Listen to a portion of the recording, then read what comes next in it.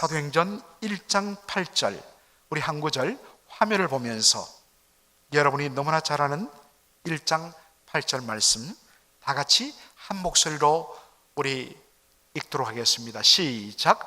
오직 성령이 너희에게 임하시면 너희가 권능을 받고 예루살렘과 온 유대와 사마리아와 땅끝까지 이르러 내 증인이 되리라 하시니라. 아멘.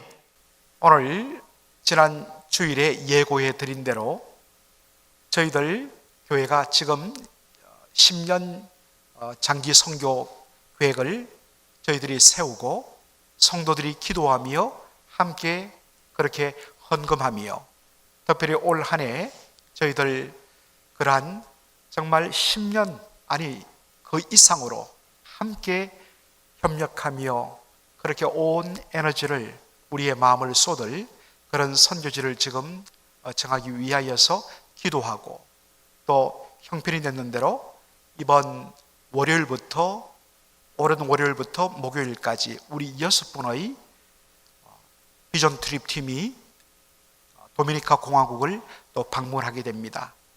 그 일환으로서 우리 쿠바에서 복음을 전하시는 전재덕 선교사님이 오늘 말씀을 전하시고 선교 보고하고 또 끝마치고서는 우리 선교위원회와 함께 그렇게 귀한 그러한 나눔과 또 질문과 응답을 하는 그러한 귀한 시간을 가지게 됩니다. 어제 우리 전재덕 선교사님 직접 뵙고 식사를 하면서 교제를 나눴는데 정말 대단한 분이시더라고요. 제가 아는 너무나 제가 귀하게 여기는 그 선교사님이 바로 우리 전재덕 선교사님 도미니카 공화국 목회를 할 때 집사님으로 그렇게 주전으로 오셔서 은혜 받고 의학을 공부하고 의사가 되고 또 신학을 공부해서 목사가 되어서 나중에는 IT로 건너가서 정말 어마어마한 사역을 했던 바로 그 선교사님의 스승이 되시더라고요. 와, 참 감동이 되었습니다. 우리 전재덕 선교사님 사도행전 1장 8절의 말씀으로 내 증인이 되라 라는 제목으로 귀한 말씀과 선교 보고를 해 주실 것입니다. 우리 선교사님 나오실 때 우리 뜨겁게 박수로 맞이해 주시면 감사하겠습니다. 선교사님 나오시겠습니다. 기도하겠습니다. 사랑해 주님 감사합니다. 저희들 특별히 사랑하셔서 주님 자녀되는 복을 누리게 하시고 주님이 가장 기뻐하시는 생명 구원하는 일에 저희와 저희 가정과 우리 교회와 또 우리 나라를 써주시니 감사합니다. 이 시간 하나님 말씀을 듣고죠 우리의 마음의 문을 열어놓사오니 주께서 하늘 문을 여시고 우리에게 꼭 필요한 생명의 말씀, 능력의 말씀으로 채워주시옵소서. 부족한 종 말씀을 전하는 도구로만 쓰시고 모든 영광 받아 주시옵소서. 감사하며 예수님의 이름으로 기도합니다. 아멘. 할렐루야. 저는 설교를 할 때 좀 나쁜 습관이 있어요. 반응이 없으면 길게 하는 습관이 있어요. 제가 한국에서 10년을 목회하다가 이제 선교사로 왔는데 부흥회를 가게 되는데요. 당진 아시죠?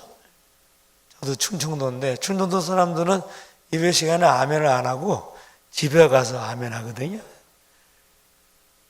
이제 4일 밤인데 월요일을 딱 저녁 8시에 설교를 시작했어요.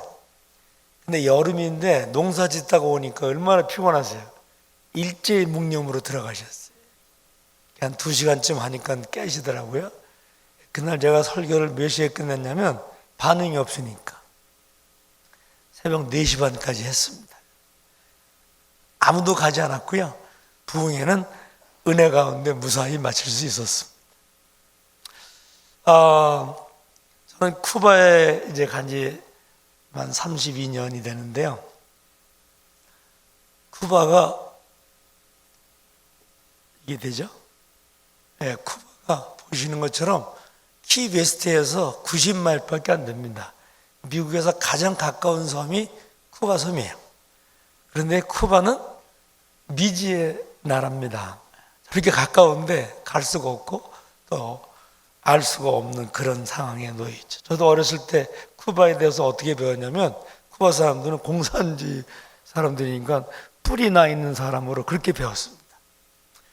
그 쿠바에서 오랫동안 살면서 하나님이 쿠바라는 나라를 통해서 어떤 일들을 이루시고 계시고 또 어떤 일들을 앞으로 이루실 건가를 보게 되는 그런 복을 누리고 있습니다. 이 카리브해 전체의 모습이죠. 카리브해에서 가장 큰 섬이 쿠바 섬입니다. 우리 함께 읽은 사도행전 1장 8절 말씀은 주님이 이 땅에서 마지막 하신 말씀이에요. 유언의 말씀입니다. 성령이 너에게 임하시면, 예수님이 구원을 완성하시고 승천하시면 오순절날 성령이 임하시고, 성령이 각자에게 임하면 구원을 받고, 그리고 권능, 능력을 받게 됩니다. 그렇게 되면 우리 집부터, 이웃부터, 우리 나라부터 전 세계 땅끝까지 복음을 전하는 증인이 되라고 주님이 우리에게 마지막 유언으로 말씀하셨어요. 여러분과 저는 예수님의 이 유언의 말씀의 시대에 살고 있고 이 유언을 성취해야 될 책임을 가지고 태어났습니다. 이렇게 이제 아멘이 안 되면 굉장히 길게 하는, 저도 오늘 아주 하루가 꽉 찼는데, 내 증인이 되리라 그렇게 말씀하셨어요. 증인이라는 말은 내가 보고 듣고 경험하고 내가 실제로 겪은 그 모든 일을 그대로 증언하는 사람이죠. 그것이 증인입니다. 헬라에 마르투스라는 말인데, 근데 이 말하고 비슷한 말이 있는데 어근이 같은 단어가 있는데 그게 뭐냐면 순교라는 단어예요. 마르투르, 영어하고 비슷하죠? 마르투르라는 말은 뭐냐면 자기가 갖고 있는 어떤 것에 대해서 목숨을 던지는 겁니다. 그것이 순교입니다. 이 두 단어는 다른 단어예요. 그런데 초대 기독교 역사에서 이 두 단어가 이를테면 예수의 증인이 된다고 할 때, 내가 만난 예수님을 그대로 전한다고 할 때 예수의 증인이 된다는 말은 초대교회 역사에서 목숨을 잃는다는 말입니다. 예수를 위해서 내 목숨을 던진다는, 포기한다는 그런 단어예요. 그래서 증인이라는 말은 곧바로 순교라는 단어로 바뀌어졌습니다. 이때 아멘 안 할 줄 알았어요. 네. 내가 예수님의 증인이 된다, 내 증인의 삶을 산다라는 말은 뭐예요? 나는 죽고 내 속에 주님만 살아계신다라고 하는 선언입니다. 예수님의 증인이 되셨다고 믿으시는 분은 아멘. 일단 아멘을 하시고 생각은 다음에 하시면 됩니다. 우리가 입으로 고백해서 아멘 하면 아멘 고백한 그대로 우리의 삶에서 이루어지는 줄로 믿습니다. 쿠바라는 나라를 소개할 때 저는 두 개의 표를 가지고 소개하는데, 첫 번째 표는 쿠바를 그리스도께로, 그 밑에 한번 읽으실까요? 저를 따라서 읽으세요. 쿠바 바라 그리스도. 쿠바를 그리스도께라는 이 표는 현재 쿠바에 있는 개신교의 선교표입니다. 쿠바를 그리스도께로. 쿠바는 1492년 1월 1일부터 공산주의가 됐습니다. 공산주의가 되기 전에 쿠바는 카리브해에서, 중남미에서 가장 잘 사는 나라였습니다. 아르헨티나보다 더 잘 살았습니다. 그때 당시에 쿠바는 별명이 있었는데 카리브해의 흑진주라는 별명이 있었어요. 그만큼 잘 사는 나라였습니다. 그런데 공산주의가 들어오면서 지금까지 쿠바는 역사를 거꾸로 가고 있습니다. 제일 잘 사는 나라에서 중남미에서 가장 못 사는 나라가 되었어요. 쿠바 정부는 공산주의 정권이기 때문에 종교의 자유가 없었습니다. 그래서 구소련이 무너질 때까지 쿠바에는 종교의 자유가 없었고, 디오스라고 하는 하나님이라는 단어를 사용하면 감옥 가는 그런 상황이었습니다. 그런데 실제로 공산주의가 성공한 게 아니라 쿠바가 잘 버텼던 이유는 구소련이 지리적이고 그리고 정치적인 목적으로 쿠바를 점령하기 위해서 모든 쿠바의 삶을 다 책임졌습니다. 특별히 음식물을 거의 다 공급해줘서 쿠바가 그걸 받아 먹으면서 이게 공산주의구나 이렇게 생각하게 되었습니다. 1991년에 구소련이 무너지면서 쿠바는 한순간에 왕거지가 됐어요. 도와주는 나라가 거지가 되니까 도움받던 쿠바는 왕거지가 되어서 국민들이 갑자기 어려운 상황에서 불평불만하게 되었습니다. 그래서 공산주의 이론에는 기독교는, 종교는 마약보다 나쁜 거예요. 굉장히 빠르게 퍼져나가고 사람을 완전히 세뇌시켜서 바꿔버립니다. 그래서 1991년에 쿠바 공산당 전당대회에서 헌법을 바꿉니다. 어떻게 헌법이 됐냐면 종교의 자유가 있다. 단 종교인들은, 예수를 믿거나 신앙생활 한다는 사람들은 공산당원이 될 수 없다. 그래서 사실은 종교의 자유가 없었는데 그 조항을 바꿉니다. 신앙을 가져도 공산당원이 될 수 있다. 그래서 1991년부터 쿠바는 완전한 종교의 자유가 주어져 있습니다. 세계 역사에서 완전한 공산주의 국가에서 완전한 종교의 자유가 주어진 나라는 쿠바밖에 없습니다. 그래서 1991년부터 쿠바 개신교회가 다시 일어나기 시작했는데 이 표를 가지고 일어나게 되었습니다. 엄청난 부흥이 쿠바 교회에서 일어나고 있습니다. 또 한 가지 표현은요, 주님의 지상명령의 마지막 축자 쿠바 교회예요. 원래 여기가 한국 교회였습니다. 교회였습니다. 근데 저는 쿠바에 사는 선교사로서 주님의 지상명령의 마지막 주자, 마지막 주자 릴레이 할 때 맨 마지막에 뛰는 사람이 제일 잘 뛰는 사람이거든요.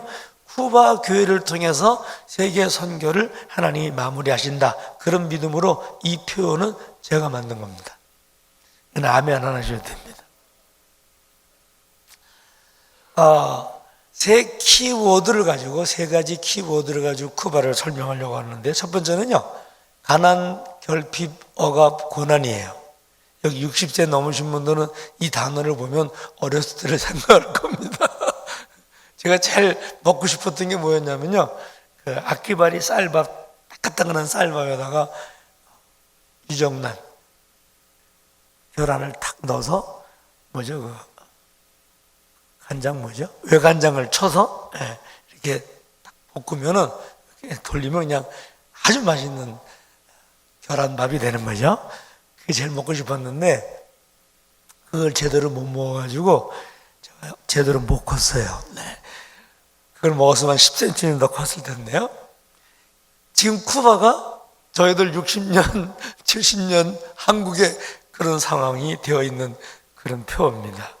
가난과 결핍과 억압과 고난의 삶을 사는 곳이 쿠바가 됩니다. 여러분, 쿠바를 가시면요, 쿠바는 세계 모든 사람에게 언제나 오픈되어 있고 웰컴입니다. 물론 쿠바를 제재하는 많은 법들이 있지만 트럼프 대통령이 들어와서 그거를 아주 더 강하게 강조하지만 그 모든 법은 옛날에 똑같이 다 있었던 겁니다. 큰 문제가 없는 상황입니다. 제일 먼저 쿠바에 가면 아바나에 움직이는 차의 70%가 앤틱합니다. 저는 이제 15년 전에 차를 하나 샀는데요, 1950년산이에요. 저하고 동갑인데 이게 이제 미제 차입니다. 엔진은 그 러시아제, 구소련제 라다를 엔진하고 트랜스미션을 달아놨는데요, 이 차가 아주 저에게는 효자입니다. 복음을 전하는데 아주 유익합니다. 한 이틀 타면 일주일 고치면 됩니다. 근데 아주 잘 달리고 있습니다. 가다가 서는 일이 한두 번이 아니었고요. 하여튼 쿠바에 가면은 차라는 차는 전부 1959년 혁명이 일어나기 전에 들어온 차들이에요. 물론 정부 차들은 새 차들이 많이 있지만 이게 지방에서 움직이는 버스입니다. 옛날에는 아바나에 낙타버스라는 버스가 있었는데 그 컨테이너 2대를 붙여가지고 만든 거예요. 400명이 탑니다. 이것이 지금은 다 지방으로 다니는데 지방 아바나를 벗어난 지방 도시에 가면 버스라는 건 안 보이고요. 버스 밑에 여기 트럭을 개조한 그 버스고요. 그리고 지금 지방에 다니는 모든 대중교통수단은 말마차입니다. 8인승 마차예요.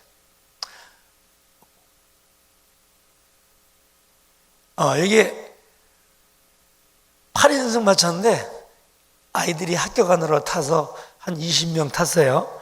이걸 저는 마차 스쿨버스라고 그러는데, 지방에 사는 사람들은 말마차 소리에 깨고, 말마차에서 말굽 소리 아시죠? 따가닥 따가닥 따가닥 이 소리에 잠을 잡니다.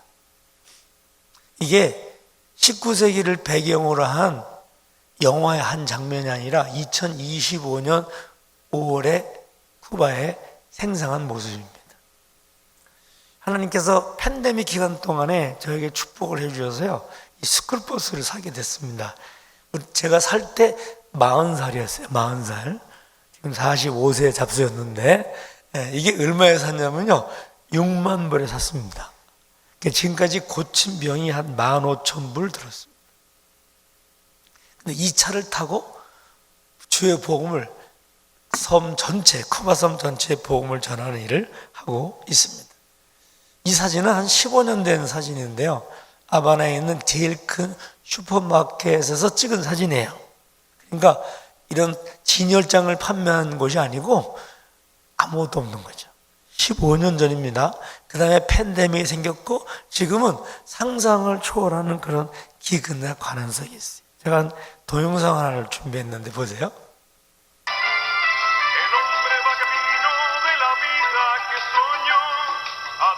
이게 LG 쿠바 LG 세탁기 쿠바 버전입니다.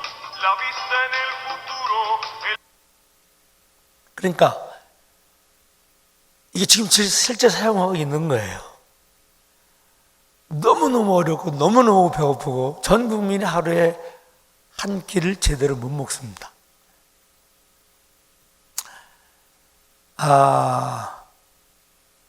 이게 시간이 적으니까요, 그냥 가겠습니다. 하여튼 아주 어려운 상황에 살고 있다, 그렇게 생각하시면 되는데, 놀라운 게 뭐냐면요, 가난, 결핍, 억압, 고통이라는 이것이 사람들로 하여금 마음을 다 내려놓고 세상에 대한 소망을 접고 하나님께로 마음을 향하는 필수 조건이에요.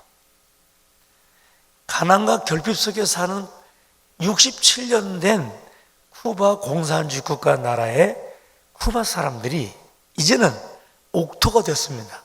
복음이 떨어져서 자라기에 꼭 알맞는 옥토의 마음이 되었습니다. 그래서 쿠바에서는 어떤 사역을 하든지 상상을 초월하는 수많은 열매를 맺게 됩니다. 아멘? 쿠바 전체가 1200만인데 지금 현재 200만 명이 넘는 크리스찬들이 있습니다. 액티브 크리스찬들이 있습니다. 제가 1994년에 처음으로 쿠바를 들어가기 시작했는데요, 교회를 개척하는데 이건 2003년에 처음 개척한 교회입니다. 관따나무 있는데 지붕이 없습니다. 500교회까지는 카운트를 했어요. 그 다음에 셀 수가 없어서 몇 교회가 세워진지 모릅니다. 저는 목회자들을 훈련했고 그분들이 가서 교회를 개척하고 계속 확장하기 때문입니다. 쿠바 정부는 1991년에 헌법을 바꿔서 종교의 자유를 주면서 94년에 이런 법을 만들었습니다. 교인들이 10명 이상이 되면 본교회 가지 말고, 교통편이 없으니까 기름이 없기 때문에 가지 말고 가까운 곳에서 10사람이 모여서 가정에서 예배를 드려라, 그렇게 법을 만들었습니다. 94년에 그거를 까사꿀도라고 그래요. 가정교회입니다. 가정교회. 아주 가장 뜨겁게 부흥되고 가장 뜨겁게 확장되는 그런 성경의 가장 뜨거운 교회, 가정교회로 쿠바 교회를 만들어 주었고, 이 법은 지금도 유효합니다. 그래서 이게 가정에서 예배 드리니까 거실에다가 예배를 드리고, 거기서 예배를 드리고요, 교회가 확장되면 기둥만 남겨놓고 안을 다 틉니다. 그래서 교회로 성장하게 되는데, 지금 현재 약 2만 5천 개가 넘는, 실제로 2만 5천 개가 넘는 가정교회로 쿠바 교회가 부흥되고 있습니다. 이 교회는 가정교회인데 워낙 교인이 많으니까 거실에도 다 못하니까 이렇게 지붕을 치고 예배를 드렸는데, 경찰이 와서 불법 건물이라고 지붕을 뜯어갔어요. 지금도 쿠바에 있는 2만 5천 개의 가정교회 중에 약 15% 정도는 지붕이 없는 교회입니다.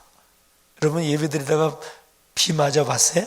전 여러 번 맞아봤는데, 비 맞으면서 예배를 드리면서 은혜를 못 받으면 너무 억울한 겁니다. 그래서 은혜가 아주 갑절로 임하게 됩니다. 여러분, 혹시 은혜가 떨어졌다고 생각하시면 비를 맞는 곳에서 예배를 드려보세요. 여러분, 회복이 될 줄로 믿습니다. 쿠바는 법치국가예요. 법이 딱 나오면 그대로 행하는데, 2010년에 집과 자동차를 마음대로 사고 파는 법이 공포됐습니다.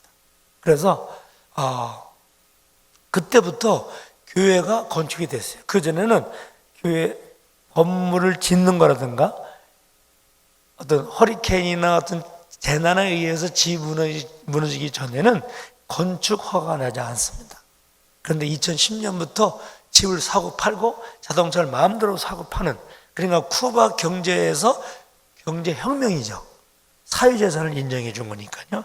국민들의 그 원망 불편을 좀 덜어주기 위해서 그런 법을 만들어서 그때부터 교회 건축이 가능해졌어요. 이 교회는 2010년 그 법이 만들어지자마자 제가 처음으로 건축을 한 교회입니다. 2010년에 건축한 건데요. 이 교회 지금 현재 500명의 침례받은 교인들이 예배를 드리고 있고, 이 교회가 10개 이상의 교회를 개척해서 분가를 시켰습니다. 쿠바 교회가 얼마나 또 어떻게 부흥되는지 여러분 상상이 될 겁니다. 지난 3월 달에 93번째 교회를 건축하게, 봉헌하게 되었습니다. 이 교회는 제가 교회를 건축한 93개 중에 가장 큰 교회예요. 약 700명이 들어갈 수 있는 교회인데, 제가 이곳에서 이제 선교센터를 만들고 함께 동역을 하고 있습니다. 이건 92번째 작년 10월에 봉헌한 교회인데 500명 정도 들어가는 교회입니다. 열대 지방이기 때문에 창문이 없어요. 그래서 얼마나 시원한지 몰라요. 93번째 봉헌한, 올 3월에 봉헌한 교회인데요. 여기 이 봉헌한 그 전날 제가 어린이 집회를 했어요. 하여튼 쿠바에서는 어린이 집회를 모이면 그 모임에 그 교회를 일단은 이 가구를, 의자를 다 내보내고 그리고 포장을 깔아요. 그래야만, 그러니까 우리가 방문한 단기성기팀과 함께 우리가 방문한 그 교회는 그 교회 역사에서 가장 많은 사람들이, 많은 영혼들이 교회에 들어온 기록을 깨게 되어 있습니다. 어린이 여름 성경학교가 2010년부터 가능해졌는데요. 아까 말씀드린 대로 가는 교회마다 그 교회 역사에서 가장 많은 사람이 그날 그 교회에 들어오는 거죠. 큰 교회든 작은 교회든 하여튼 그 교회 건물 양만큼 어린이가 채워집니다. 예, 올해 제가 침례교회 한 곳을 어린이 단기성기팀과 갔는데요. 아이들이 500명이 왔어요. 어떻게 전도를 하냐면 그 쭈빠쭈빠라고 그러는데, 막대사탕 아세요? 네, 쿠바는 막대사탕을 안 팝니다. 없습니다. 그래서 막대사탕을 가지고 와서 그거를 선교팀이, 그리고 교회 리더하고 어린이들이 나가서 그냥 전도할 필요가 없어요. 그냥 막대사탕만 넣다 뺐다 하면 자석에 철 붙듯이 아이들이 다 붙어버립니다. 그래서 팬데믹부터 지금까지 7만 개의 쭈빠쭈빠를 우리가 사용했어요. 그러니까 적어도 미니멈 3만 5천 명에서 5만 명의 어린이가 주님을 만나게 되는 열매를 맺게 되었습니다. 아멘? 똑같은 사진이 아니고요. 다 다른 사진인데 똑같은 일들이 일어나고 있는 겁니다. 어딜 가든지 바닥에 아이들을 앉혀놓고, 그리고 복음을 전하는데, 제가 어린이 선교 설교는 제가 꼭 합니다. 500명의 교회 어린이가 왔는데 그 목사님 뭐라 하냐면 자기네 교회는 주일학교 아이들이 80명이 안 된다는 거예요. 그래서 원래 단기성의 팀이 오면 한 교회에서 3박 4일을 보내거든요, 되게. 근데 쿠바는 그렇지 않고요. 우리를 단기성의 팀을 필요로 하는 교회들이 너무 많기 때문에 한 교회를 딱 한 번만 갑니다. 방학 때는 오전에 한 교회, 오후에 한 교회 이렇게 방문을 하는 거죠. 한 번 가는 거예요. 그래서 그 침례교회 같은 경우에 420명이 그날 처음 온 거예요. 쭈뼛쭈뼛 바라보다가 온 거예요. 물론 나눠주죠. 오면 그냥 탁탁 주워서 먹게 만듭니다. 그래서 420명이 그날 자기 일생의 처음이자 마지막일 수 있는 거죠. 그래서 제가 복음을 전해요. 복음을 전하고 이 예수님을 믿겠냐고, 내 죄를 대신해 죽으신 이 예수님을 믿기 원하는 사람 손 들어보라 그러면요, 다 손을 듭니다. 사실은 손 들 때까지 계속 초청합니다. 보세요. 이건 작은 교회죠. 아주 큰 교회인데 하나님 빡빡 채워 주십니다. 아멘. 이게 이제 우리 그 도역하는 교회인데 의자 다 빼고 어린이 예배니까. 예. 지지난주에도 또 이렇게 모였습니다. 자, 이게 이제 가정교회 전형적인 거예요. 기둥만 남았죠. 기둥. 이제 집을 다 안을 헐어가지고 예배를 드리는 거죠. 아이가 왔는데 어떻게 왔냐면은 너무 갑자기 가다가 막대사탕 보고 따라왔는데 웃옷은 못 입고 왔어요. 신발도 못 신고. 그래서 창피하니까 기둥 뒤에 서서 복음을 듣는데 들으면서 계속 몸이 앞으로 나오는 거예요. 하나님 말씀이 그냥 이게 빨려 들어가는 거죠. 이 사진이 뭘 우리에게 말해주고 있냐면요, 이 땅에 사는 모든 영혼들은, 공산주의든 다른 타종교든 가난하든 부자든 이 땅에 사는 모든 영혼들은 주의 복음을 듣기 원합니다. 복음을 전하게만 되는 거예요. 요새 사람들이 뭐라 그러죠? 전도가 힘들다고. 정말 여러분, 이거 무서운 거짓말입니다. 전도를 안 하는 거죠. 이거는 지지난주에 아틀란타에서 8교회가, 아틀란타 연합교회, 또 섬기는 교회, 프라미스 교회, 그래서 제일 큰 교회들이 8교회가 연합으로 44분의 단기성의 팀이 왔어요. 이거는 목회자 세미나를 200명을 한 거고요. 그 단기성의 팀이 4일 동안 6교회에서 안경 사역을 하고 어린이 VBS라죠. 여름 성경학교 말씀을 어린이 전도를 하게 됐습니다. 그 6교회에서 1600명이 안경을 받아가지고 갔고요. 만들어가지고 갔고요. 그리고 2300명이 복음을 들었습니다. 보세요. 6교회의 모습이에요. 이거 이제 준비해서 하는 거고요. 설교는 제가 합니다. 이렇게 6교회에서 2300명이 예수님을 구주로 믿게 되었습니다. 아멘. 아멘. 쿠바만 그럴까요? 아니요. 전 세계 모든 영혼들이 주의 복음을 듣기 원해요. 우리가 가서 전할 때까지 그 사람들은 복음을 들을 수가 없는 거죠. 그림 1:1 생명의 멸류관, 그림 1:1 이거 여러분 여기서 배우셨죠? 예. 송선철 목사님이 쿠바에서 제일 먼저 이 사역을 시작했습니다.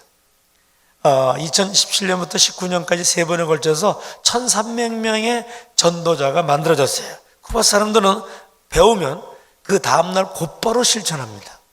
그래서 그림 1:1을 통해서 쿠바에서 어마어마한 부흥이 일어나고 있습니다. 그 스쿠버스 있죠? 이걸 타고 가는 거예요. 팬데믹 한가운데서 복음 전환을 시작해서 지금까지 6번 쿠바 전체 섬을 돌았습니다. 그 버스를 타고. 근데 첫 번째 팬데믹 때부터 2022년 5월까지 우리가 전도를 했는데, 직접 전도를 해서 얻어진 전도 경험을 통해서 만들어진 숫자가 뭐냐면요, 67년 된 공산주의 국가에서 복음을 전했는데요, 한 번도 복음을 못 들은 사람들이죠. 10명에게 우리가 전도할 때 7명이 예수를 믿는 열매를 맺었습니다. 한국교회가 기독교 역사에서 가장 뜨거운 부흥이 있었던 교회입니다. 60년, 70년, 80년대에 CCC라고 하는 대학생 선교회에서 대학생들에게 복음을 전할 때 10명에게 전하면 4명이 예수 믿었어요. 이것이 세계 기독교 역사에 가장 큰 뜨거운 부흥인데, 쿠바는 지금 10명에게 전하면 7명이 예수를 믿습니다.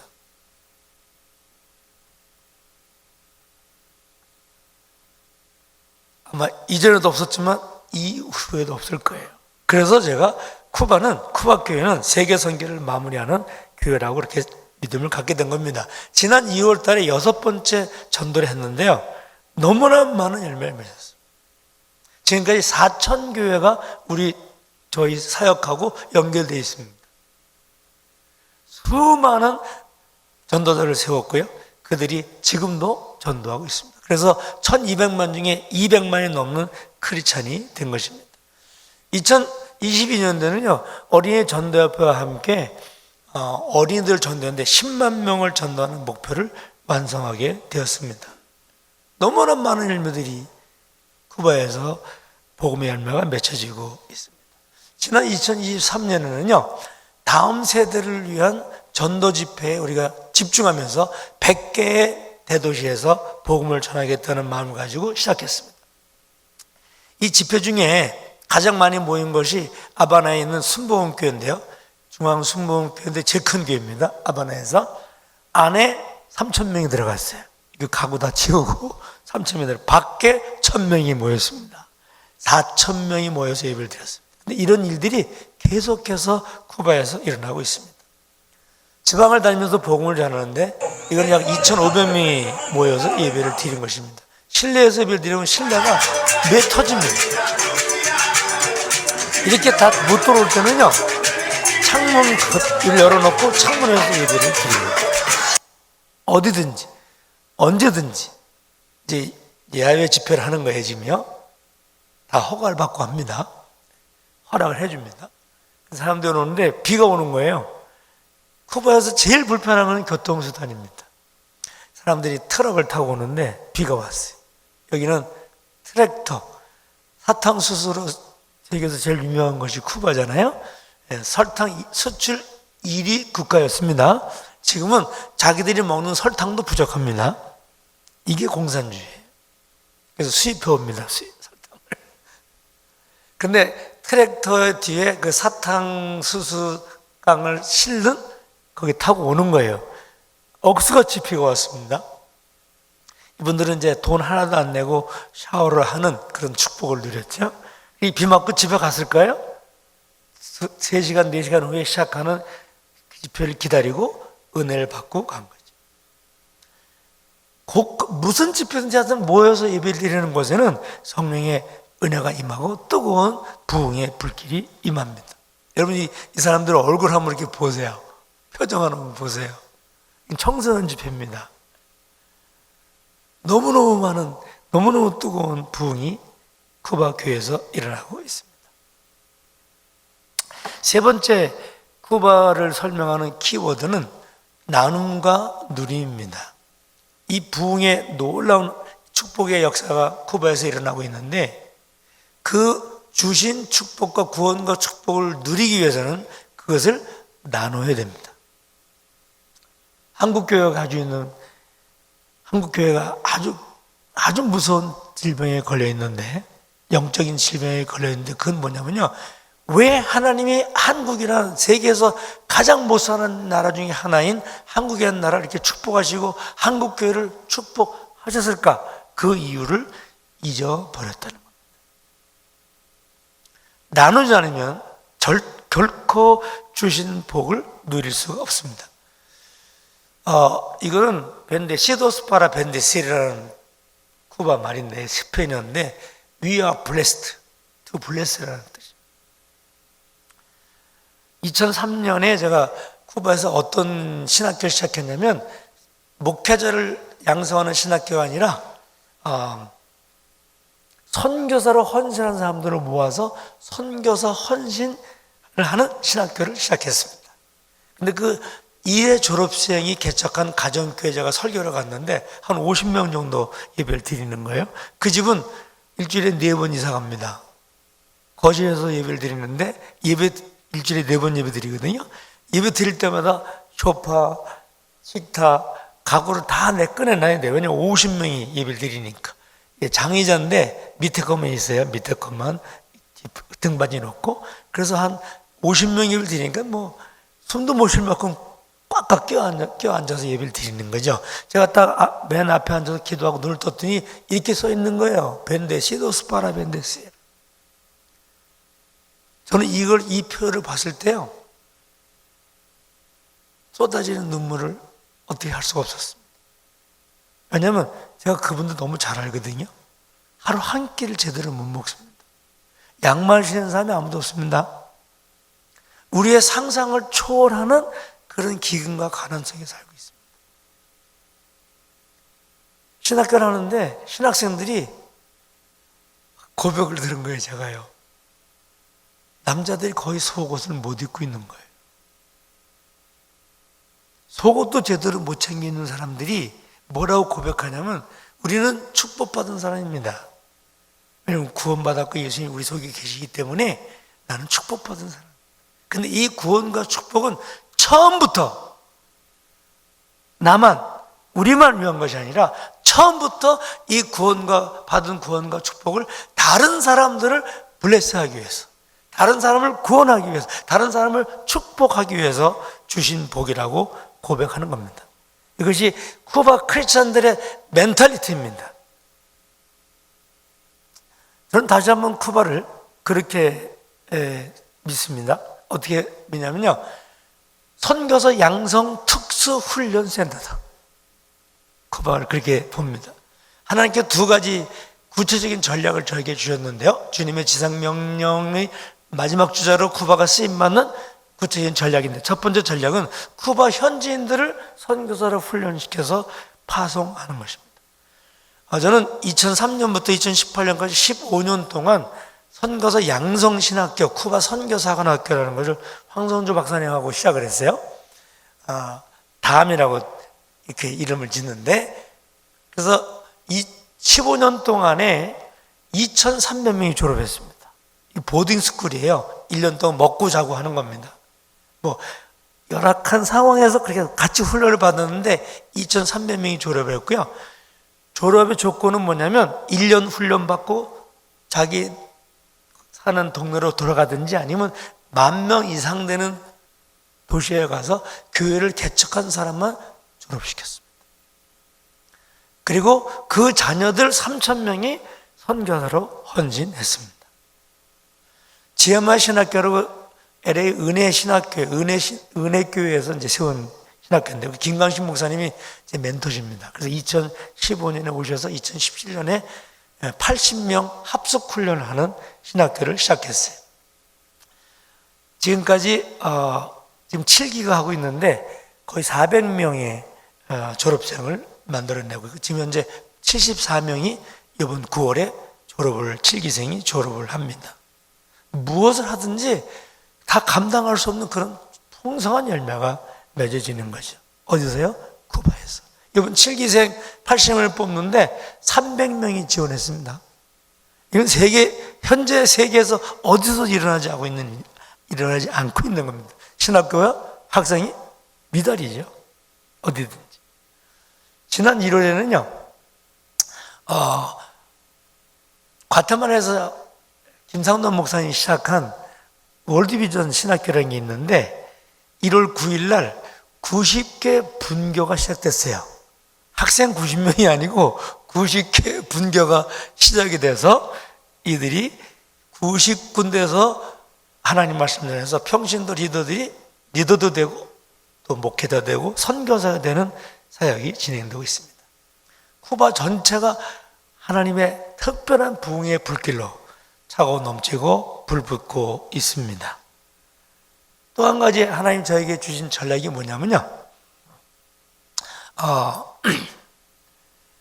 지금 38년 전부터 피델 카스트로가 전 세계 제3세계의 청년들을 데려다가 의대, 법대, 공대, 교육학, 뭐 이런 스포츠학과 이런 거를 사람들에게 무료로 풀 스칼라십을 주고 가르치기 시작했습니다.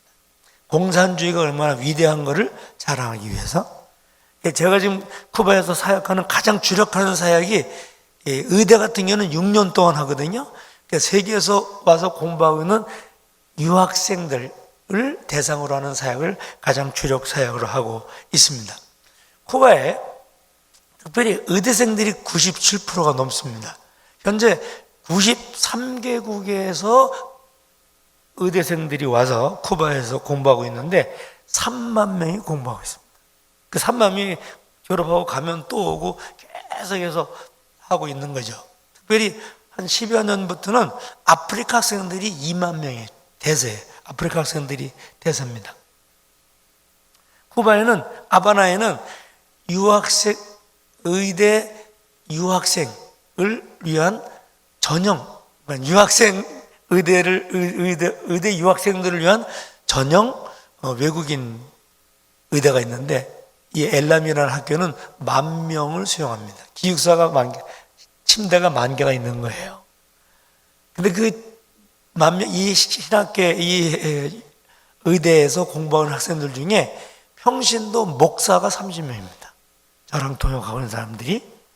그리고 또 하나는 아젠데라는 대학인데 여기는 4,000명을 수용하는데 거기도 20여 명이 넘는 평신도, 그러니까 의대 공부를 하면서 목회를 하고 있는 사람들이죠. 이게 쿠바에서 일어나고 있는 일들입니다. 저희 교회에서는 주일 오후에 2시 반에 아프리카 의대생들만을 위한 예배를 따로 드립니다. 보통 한 150명 정도 모이는데 한 달에 한 번 연합 예배를 드려요. 그럼 보통 500~600명이 모여서 예배를 드립니다. 저 위에는 콩고 학생이고 밑에는 나미비아 학생들이에요. 그러니까 아프리카에서만 2만 명이 와서 공부하고 있는 겁니다. 아프리카에서 온 학생들은 60% 이상이 신실한 크리스찬들입니다. 그런데 다 깨어진 가정에서 자란 아이들이에요. 정말 보석 같은 아이들을 하나님이 전 세계에서 불러서 쿠바라는 나라에다가 쏟아붓고 있습니다. 그래서 유학생들을 선교사로 헌신하는 그런 캠프를 방학 때 합니다. 올해는 8월, 4월, 5일, 6일 이렇게 2박 3일 동안 하는데 목사님 오시게 되면 좋겠습니다. 이렇게 와서 이제 집회를 하는 거죠. 2박 3일 동안. 놀라운 거는요, 강사님들이 말씀을 전하는데 이렇게 테이블로 앉아가지고 말씀을 듣고 난 다음에 프리 토킹을 하는 거예요. 근데 그 같이 나와서 대화하고 그거를 정리해가지고 나와서 발표를 하는데 강사님이 전한 내용보다 더 훌륭합니다. 이렇게 집회를 하는 겁니다. 계속해서. 황선효 박사님이죠. 밑에는 박바울 이집트 선교사인데 아시나 모르겠네요. 인터컵 선교사님이죠. 이렇게 와서 훈련을 시켜서 수백 명의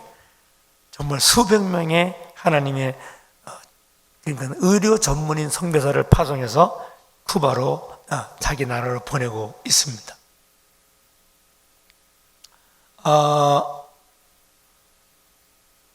2023년 7월 31일 날 아바나 국립극장에서 764명의 외국인 의대생들이 졸업을 했어요. 팬데믹 다음부터는 코스모스 졸업을 해요. 12월에. 그래서 12월에 700명, 그러니까 그 23년에 약 1,400명이 넘는 의대생들, 대부분이 아프리카 의대생들입니다. 의사가 돼가지고 선교사로 자기 나라로 돌아가게 되는 이런 일들이 만들어진 거죠. 이건 이제 쿠바의 아바나에 있는 침례교회 중에 하나인데 106년 됐습니다. 이 교회는. 앞에 있는 분이 카렐이라는 그 담임 목사님인데 이분도 의대 출신이에요. 의사는 안 했고 곧바로 목회를 했는데요. 이 교회에서 현재 이분이 이 교회 간 지 9년 됐는데요. 9년 동안에 39가정의 선교사를 파송했어요. 한 교회에서. 근데 외부에서 1달러의 도움도 받지 않았습니다. 교인들이 한 달 15불 봉급받는 교인들이 39가정을 파송했는데요. 그 중에 60%가 의사 부부입니다. 쿠바는 의사가 발에 걸리는 게 의사예요. 그러니까 한국이 1000명당 2.5명 정도예요, 의사가. 미국이 한 2.3명 돼요. 근데 1위가 쿠바인데 1000명당 8.9명, 미국의 4배의 의사가 많습니다. 의술은 세계 최고입니다. 의료시설은 한 100년 전입니다. 종합병원, 대학병원에 항생제 한 알이 없습니다. 마취제 한 알이 없습니다. 유방암에 걸린 사람을 마취 안 하고 바이옵시를 합니다. 그게 쿠바의 현실입니다.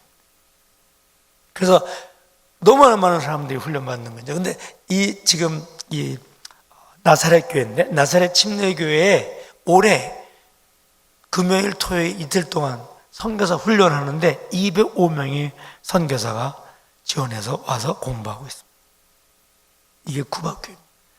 이거는 침례교회 중에, 침례교회에서 이제 우리 여기를 말하면은 북침례교회예요. 옥시덴탈 침례교회에 의료인들이 모여서 선교를 했는데 1,500명이 모여 있습니다. 다 의사, 간호사, 또 의료 기술자들이죠. 근데 그 1,500명이 100% 선교사로 헌신했습니다. 터키에 지진이 났을 때 쿠바에 이 선교사들이 수십 명이 갔습니다. 그것이 바로 쿠바 교회의 능력입니다. 말씀을 마치려고 그러는데요. 한국 교회가 어떻게 세계 교회하고 동역할 수 있냐면요. 한국 교회는 두 가지 리소스가 있어요. 하나는 선교 경험입니다. 저는 32년 전에 카리브에 갔는데, 도미니카에 갔는데, 도미니카가 스페니쉬를 쓴다는 말은 들었지만 아베 세대도 모르고 갔어요. 제가 그때 갔을 때 38살이었습니다. 그래서 가서 복음을 전했는데 말을 한마디도 못하는 거죠. 이거는 한국 크리스찬들, 한국 선교사만 가지고 있는 멘탈리티, 그 스피릿입니다. 그냥 가라면 무조건 가는 거예요, 한국 사람들은. 이때 아멘 하셔야 설교를 끝냅니다. 그냥 하라고 그러면 어떻게 한국 사람들은요? 그냥 하는 거예요. 5,000년 전에 단군 때부터 하나님이 한국이라는 나라는 세계 선교를 하기 위해서 세우는 교회입니다. 두 번째는 재정을 리소스를 가지고 있어요. 저는 이제 아프리카 의료 선교사로 헌신한 사람들에게 이렇게 약속합니다.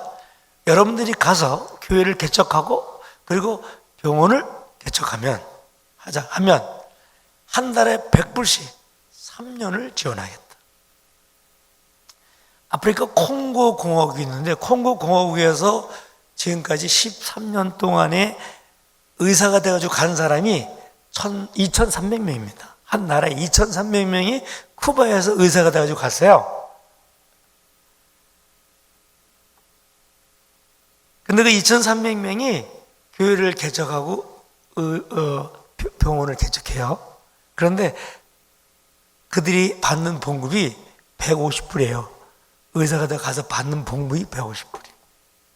그러니까 100불이면 아주 큰 영향을 미칠 수 있는 그런 능력이 되는 겁니다. 그래서 3년 동안 100불을 지원하겠다, 그런 조건을 가지고 동역하고 있습니다. 쿠바 교회는요, 현지 교회는, 저는 팬데믹에서 뭘 배웠냐면요, 팬데믹이 일어나기 전까지는 쿠바 사람들은 제가 도와주지 않으면, 제가 함께 하지 않으면 아무것도 할 수 없는 사람으로 생각했어요. 저도 모르게 수십 년 사역하면서 그게 딱 베껴버렸어요. 근데 팬데믹 때 2년 동안 못 갔습니다. 도미니카 나와서 아파트를 입고 살았어요. 외국인을 다 내쫓았기 때문에, 쿠바에서. 그래서 살면서 보니까요, 놀라운 게 뭐냐면 죄가 없는데 사역은 너무 잘 되는 거예요. 그래서 아주 철저하게 회개했습니다. 선교제에 있는 사람들은 선교사의 도움이 필요한 사람이 아니고 이미 선교사와 함께 동역하는 미션 파트너스로 준비된 사람이라는 사실을 깨닫게 되었습니다. 제가 솔직히 말씀드리면요, 제가 하는 것보다 그분들이 훨씬 더 잘합니다.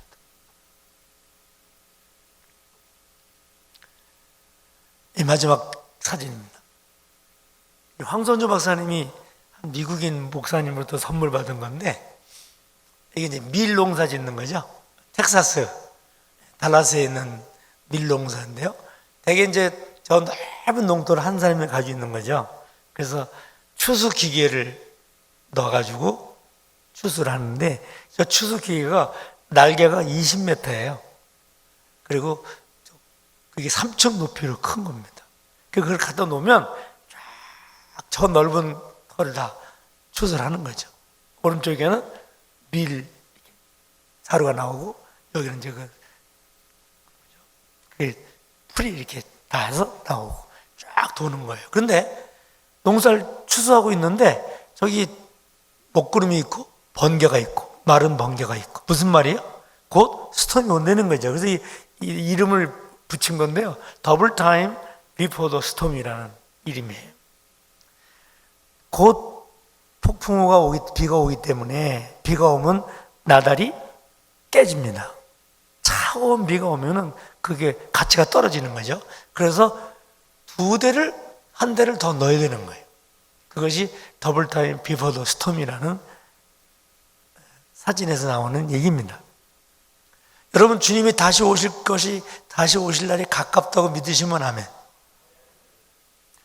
정말 세계에서 일어나는 모든 일들이 성경에 말씀하는 그대로 성취되고 있는 걸 볼 수 있습니다. 여러분과 제가 사는 이 시대는 마지막 세대예요. 성령의 시대는, 바울은 고린도후서 6장 2절에 이렇게 표현했습니다. 은혜 받을 만한 때요, 구원의 날이다. 주님이 승천하시고 다시 오시는 이 기간은 성령의 시대인데, 성령이 사역하신 시대인데, 추수의 때요, 구원의 때요, 은혜의 때입니다. 동시에 심판의 때입니다. 그래서 여러분과 저는 이 시대에 살고 있는 겁니다. 유럽 교회나 미국 교회는 모내기식 멘탈리티를 가지고 선교를 했습니다. 그래서 한 나라를 가려면 그 나라 언어, 문화, 풍습, 그걸 다 배우고 준비해서 갔어요. 추수 때는, 시골에 이런 속담이 있거든요. 추수 때는 부뚜막에 부지깽이도 뛴다, 이런 말이 있어요. 혼자 뛰는 거, 혼자. 부지깽이 뭔지 아시죠? 장작을 불 이렇게 불 조종하는 거잖아요. 근데 그거를 불 조종할 시간이 없는 거죠, 추수 때는. 그래서 막대기가 뛰는 거예요, 혼자. 여러분과 제가 사는 이 시대가 바로 그 시대예요. 여러분과 제가 제일 먼저 해야 될 게 뭐냐면요, 우리의 생각을 바꿔야 됩니다. 마치 오늘 밤 주님이 오실 것처럼 살아야 되는 거죠. 그리고 주님이 영원히 오지 않을 것처럼 계획을 세우지만 일은 그렇게 하는 거죠. 이 마지막 시대에 추수 때 맞는 멘탈리티와 영성을 가지고 우리가 신앙생활하지 않으면 주님 앞에 갈 때 난 널 도무지 모른다는 말을 들을 수밖에 없는 것입니다. 저는 쿠바 선교사라서 한국이나 미국에 있는 교회들에게 혹 쿠바 교회를 이렇게 소개할 시간이 있으면 이렇게 부탁합니다. 여러분, 저를 밥을 사주지 마시고요, 여러분 가정에서 혹은 여러분 셀에서, 여러분 교회에서, 쿠바에서 훈련받고 가는 아프리카의 전 세계 의대생들, 의료 선교사들에게 지원해 주십시오. 이렇게 고백을 합니다. 제가 제일 많이 듣는 게 뭐냐면요, 쿠바가 그래요? 정말 대단한 사역을 하시네요. 근데 사실 그 얘기를 제가 듣고 싶지는 않습니다. 최근에는 쿠바에 한 3개월 정도 저희 부부가 사는데, 이제 딸하고 아들이 있는데, 쿠바에, 도미니카에 갔을 때 그 아이들이 9살, 10살이었어요. 지금 사위는 미군 해군 군목이고, 아들은 미군 공군 군목입니다.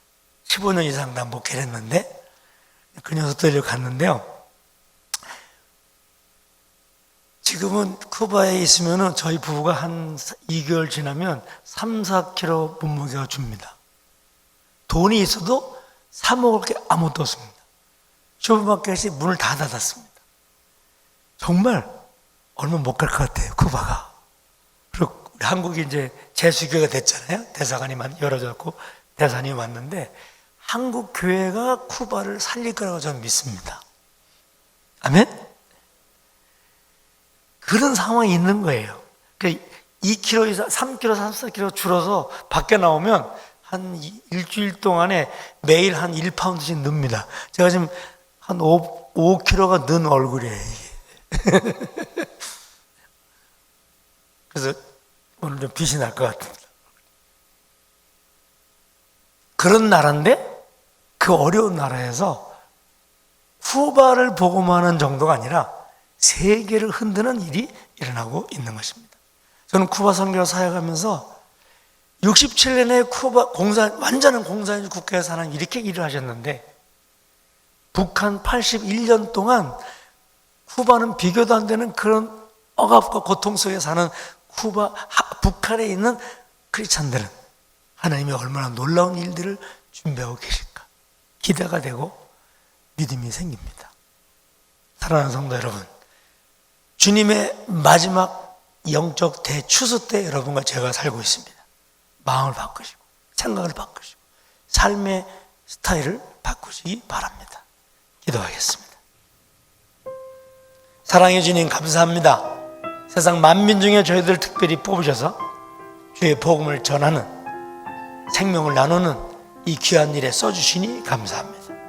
주님, 주의 증인이 되기를 원합니다. 넉넉히 내 삶을 하나님께 드리며 쓰임받는 저희가 되기 원합니다.